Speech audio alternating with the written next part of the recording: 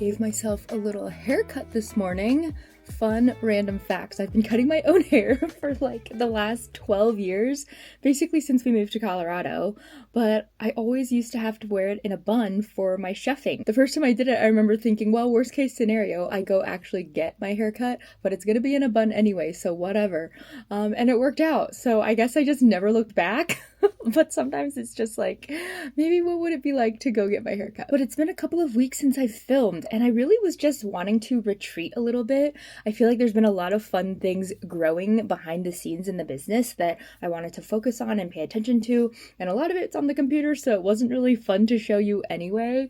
And then otherwise just enjoying summer and letting myself get swept up in it. But it was so interesting. Last week I was just feeling so like not wanting to be seen, like needing to have a little bit of a hibernation for myself. And it's funny because I usually really do enjoy talking to the camera or like sharing photos and things like that, but I just really needed that like retreat. And I think a lot of time we'll equate our presence online as doing something worthwhile or something worth sharing, but I definitely disagree. I think there's so many things that we do that are amazing that you don't need to share if you don't want to. And of course, for my business, that's how I get customers or new clients or share about my work and that kind of thing. So I have to have an online presence in some way. But I think that feeling and that conflict was just like, oh, it's totally okay to just take a break and retreat too. I called it my little winter break in the middle of summer. And I think even with making YouTube videos, that's become its own creative outlet for me. And I really enjoy the filming process and the editing and that kind of thing. But the last couple of weeks, I've been super busy with doing client calls and offering these free one-on-one sessions just as like a kickstart to this new branch of my business. And it's been so much fun. And I really just wanted to focus on that. And there's just so much chatter about building in public. And I do agree, like it's cool to be able to build in public and to bring people along on the journey of building something, but you also don't have to do that. And for some people, that might not actually be the way, or maybe this certain project is asking to be built quietly and underneath the surface before it blossoms. And I think the internet will make you feel like you have to do things a certain way or whatever, but it's not true. You have to listen to your own rhythms, and that's okay.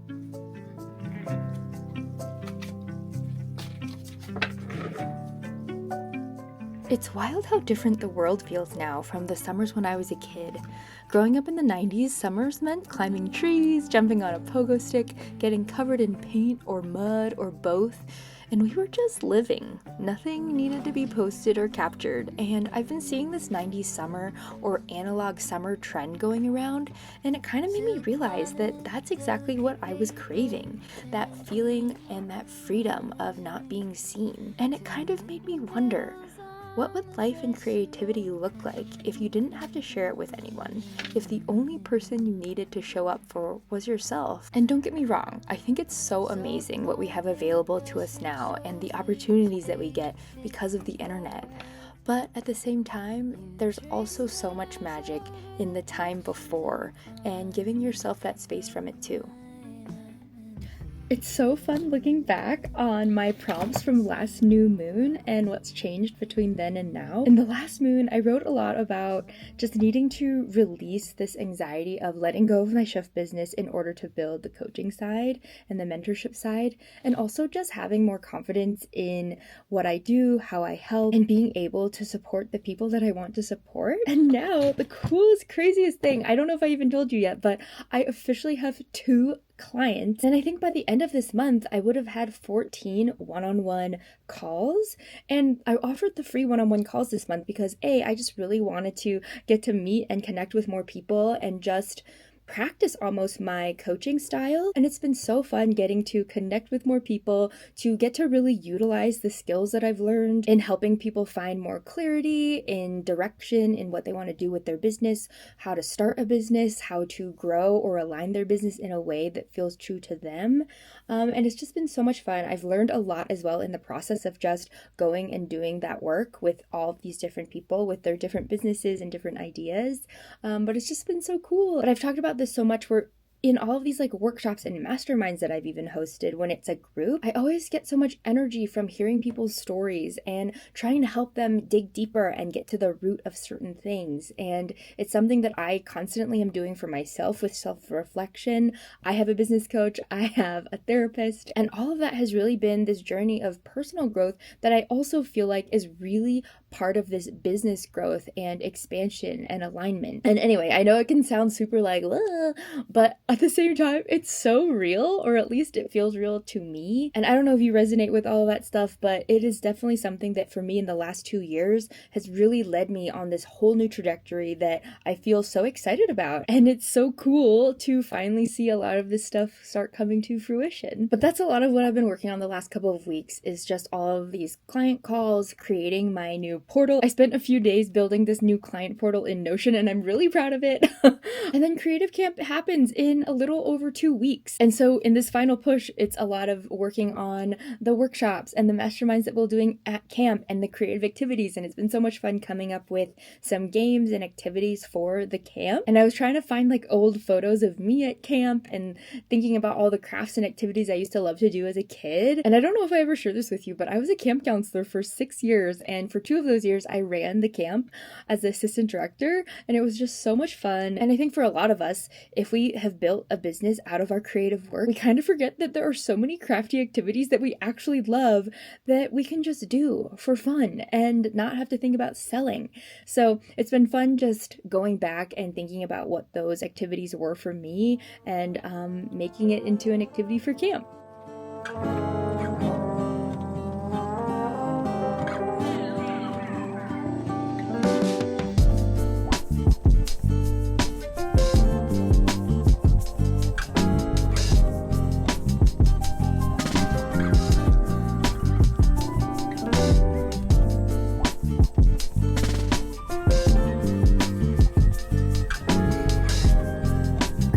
First client call of the day.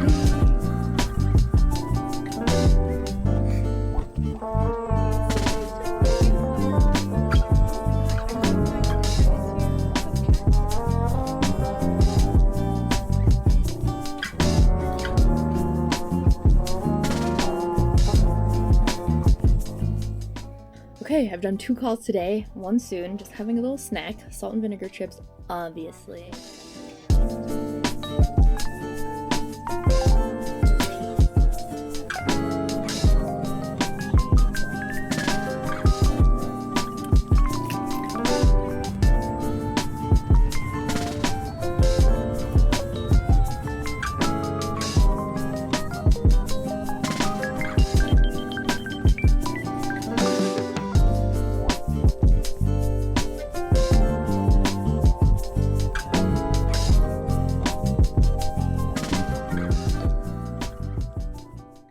Summer be summerin'. It just feels really good to get out and have a picnic dinner by the river. It's so nice. I can't believe it's almost August, which means I have to really start thinking about my fall and winter inventory. And so right now I feel like I'm struggling a little bit with figuring out how I want to prioritize my time as far as running the knitting side of the business and making and all that stuff, and then this new client work and continuing to build. And there's still the workbook that I need to finish, and I've been talking about it for months, but I haven't worked on it yet because I've been prioritizing Creative Camp and the client work. So that's kind of where I am right now. And it's interesting because a lot of the conversations I've been having on these one-on-one sessions have been about navigating a transition or knowing that they need to pivot or change something in their business and not sure how to do it.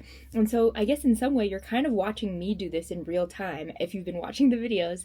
And it's definitely not a fast process. It takes some time to make any sort of transition, especially if you want to do it well and not confuse your audience. If you still need to be generating income, that's a big part of it. So it's like, how do we navigate all these different parts? And also, it's summer, and I know my energy is so different in the summer, and the last couple of weeks I've been really tired, and I don't know if it's because it's a lot of energy holding a lot of these calls. I think that's something I need to figure out, like what is actually my maximum number of people I can support while also running the knitting side of the business and supporting myself, and also just living my philosophy of building a business that prioritizes your life, you know what I mean? So it's just a lot of different things to think about. And I was even thinking a lot about productivity lately and how like we're just in this society where they talk about productivity, efficiency, system, strategy, and all that stuff. And I do agree that you need those things. It also adds so much pressure. And there's times where I'm like, okay, today, after 2 days of client calls, I'm like, I'm tired and I do need to work on some stuff. And there's a couple things I have on my to-do list, but if I'm sitting here thinking, what maximum things can I do to like make this day really efficient, ultimately that takes a lot of energy, and then I feel guilty. And I was talking to someone about this yesterday where it's like, then you're equally feeling this guilt and energy output for not doing something. And then you're also too tired to do the thing. But if instead you were able to just let yourself truly take the break, that energy would have been so different than this conflict and this friction. But I think always it comes back to what is that bigger vision and that bigger dream? And then what are the small steps you can take? Because I know if I look at a big picture thing, I get overwhelmed. But if I look at my week, for example, like these last couple of weeks have been different from my normal routine since I've been doing these one-on-ones. And I'm like, okay, if I'm spending this much more time doing this stuff, I can't expect myself to also do the same workload that I have with the other stuff. And so by not doing them, I shouldn't feel bad that I didn't make as many hats this week, or that I didn't get the YouTube video done, or whatever, because I'm shifting the focus a little bit, and that's okay. And I think we beat ourselves up about that a lot of the time. And if you push through it, and if you try to force doing more, that's often when it leads to burnout. And burnout sucks, and it takes so long to get over. And so for me in this phase of building, I don't want to burn myself out before I even really begin. And so that means reprioritizing and knowing what I need to prioritize. But it's going to be different for everyone, and our energy and capacity in life is different too. And I think it's just so hard in the age of the internet where you are comparing and thinking, oh, this person is doing so much, or how is this person launching something so quickly, whatever. But you don't know what's going on behind the scenes. Like, what if they're literally not having a social life, or not seeing their loved ones, or whatever, because they're only working? Or you see someone else and you're like, wow, they're always traveling and playing and doing all this stuff. But behind the scenes, what they're not showing you is that they're actually doing a lot of work on the computer inside. And that's why I think I try to have so many boundaries around the internet. Like, I haven't posted on Instagram or Threads in the last couple of weeks, and I've been trying not to be on there that much because I hate feeling like that and falling into that comparison, especially when I'm in this phase where I'm like, I need to just do my own thing. I need to not be seen. I mean, I guess I'm talking to you and sharing this with you right now, but it's like, I need to not be seen, and just quietly build. And it is a lot of computer time right now. And not that I don't want to show you that part, but that's why I think I've been chatting with you more, because in the studio, there's not as much going on as far as like interesting things for me to show you, but things are happening and I'm feeling just really excited about them.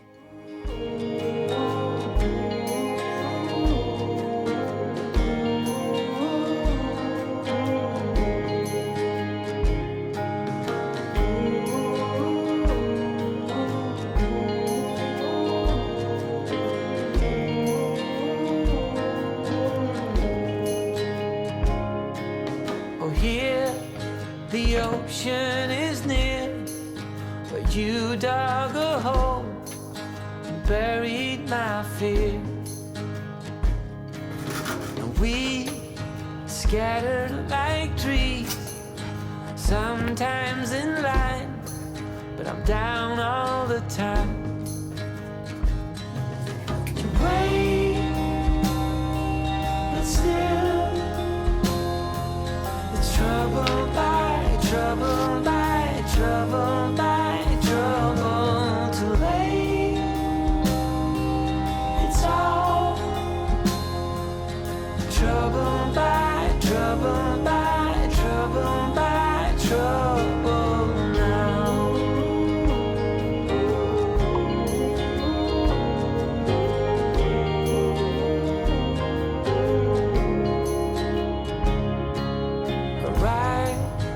Late at the scene, nothing makes sense, don't know what you mean. You can't put all things aside, there's no way out.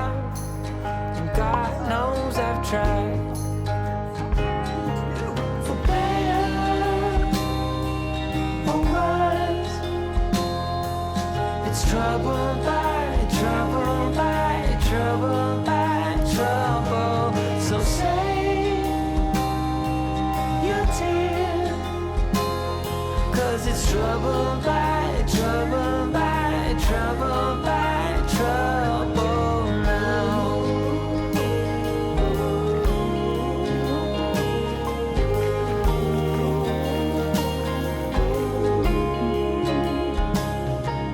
You take all that is left, nothing to mold, and no looking back.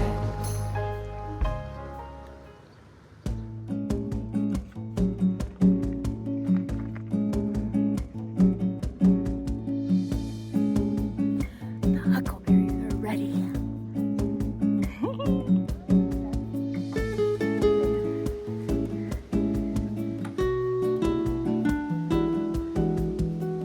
So exciting. My favorite part of this season. And July just being July, but all the berries are popping. There really is something about July that always just feels both so full and so fleeting. I guess June still feels like the beginning of summer, like it's just getting underway, full of plans and energy, but August also starts to feel like people are winding down again, kids are going back to school, people are getting back into routine and thinking about what's next. But July just feels like this little magical space where you just have permission to be present and follow what feels good, to be a little more spontaneous, to stay out late or sleep in, to live a little bit more slowly, and just really savor the present moment. It's funny because fall and winter have always been my favorite seasons, but this year I feel like summer has really been magical in its own way, like something I don't want to rush through, but actually get to live in.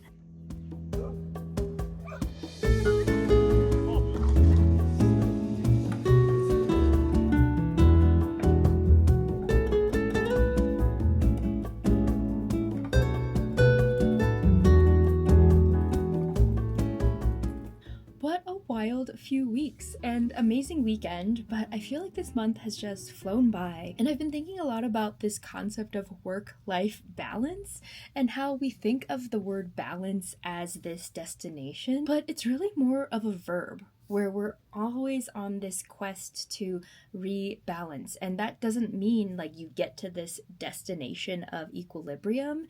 It's more like you're just constantly moving through it, and it's like levers. So sometimes you push more on one lever and then you pull back on another. And I think for me, that's what I love most about being my own boss and being a creative entrepreneur. It's not that I only work 20 hours a week or whatever, like some people claim on the internet. I definitely don't, but it's more like I have control of when I work and how I work. Like, for example, if I choose to work on a Sunday because I know that a friend's coming into town or whatever, I don't even know, like, I can do that. Or if I'm just feeling particularly low energy, I can take a bigger break or take a day off to do some self-care or whatever, but I have control over that and I'm grateful for it. July for me, it's always like this wormhole where I'm like, what did I even do this month?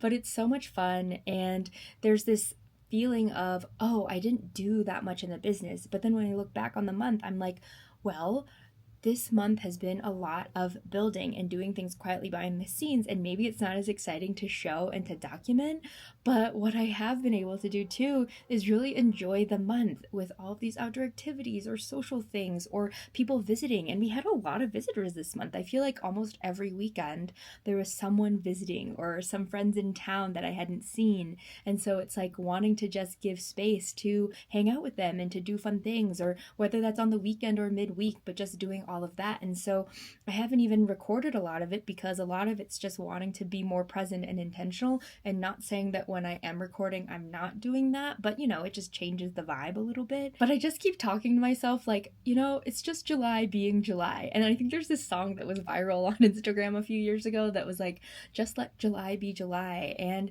it's so true. And looking back over the videos I've made in July, I was like, actually last year I didn't make any videos in July. I think I maybe made one or two, and so it's kind of like maybe that is actually a month to take a break. And even this year, I think I talked about it in the last video, where I just had this feeling of like not wanting to be seen, not wanting to be creating content. So maybe going into next year, I actually account for that energy and change how I do things in July, and maybe make it a little bit less about content and more about just doing my thing quietly and not recording it, and that's okay.